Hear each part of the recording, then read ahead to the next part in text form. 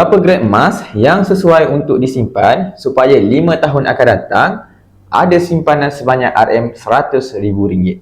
Baik, anda boleh letakkan matlamat menabung secara konsisten sebanyak RM1,400 setiap bulan di akaun Emas Gap, dan dalam masa 5 tahun, simpanan di akaun Gap akan mencecah 140 gram emas. Nilai 140 gram emas sekarang adalah RM69,000. Dengan kenaikan harga emas secara purata 10% tahun, dalam masa 5 tahun, nilai 140 gram emas sudah melebihi RM100,000. Anda ada pilihan untuk simpan sahaja di akaun Gap, jual terus melalui akaun bila sudah capai matlamat simpanan, atau anda boleh keluarkan emas dalam pelbagai saiz sekecil gold bar 5 gram hingga 100 gram.